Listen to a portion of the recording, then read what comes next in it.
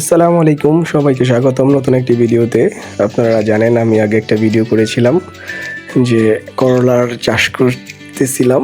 তো করলা গাছগুলো আলহামদুলিল্লাহ বড় হয়ে গেছে, তাই ওটার উপরে মাচা করে দেওয়ার জন্য প্রায় 2 দিন যাবৎ পরিশ্রম করছি।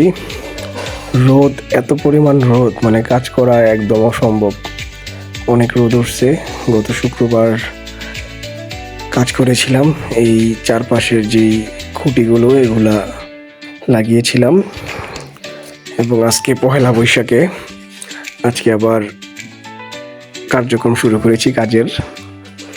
তো এই যে চারপাশে খুঁটিগুলো ঠিকমতো গেড়ে জিওল তার দিয়ে তা বেঁধে দিচ্ছি চারপাশে সুন্দর করে। জিওল তার দিয়ে বেঁধে দেওয়ার পর ওটার উপরে কাপড়ের বড় বড় রশি দিয়ে বেঁধে নিব এবং আস্তে আস্তে বেঁধে একটা মাচার পরিণত হবে। তো দেখতেই পাচ্ছেন কাজ করে যাচ্ছি এই রোদ্রের মধ্যে, এবং মোটামুটি বাতাসও আছে। রোদের পরিমাণটা এত পরিমাণ বেশি, মানে একদম ঘেমে গেছি, ঠিক মতো তাকাতেও পারছি না, তাই ক্যাপ পরে নিয়েছিলাম। তো এই যে কাজ করছি, ভালোই লাগছে, আবার একটু কষ্ট হচ্ছে, অনেক তৃষ্ণা পাইছে। তো আস্তে আস্তে এগুলো শেষ করতে হবে। মাচা সুন্দরভাবে তৈরি করে নিচ্ছি, এবং মাচা তৈরি করার পর ইনশাল্লাহ এই গাছগুলো মাচাতে উঠবে এবং ফুল হবে, ফল দিবে। ওই দৃশ্যগুলো আপনাদেরকে দেখানোর চেষ্টা করব যখন ফুল আর ফল আসে।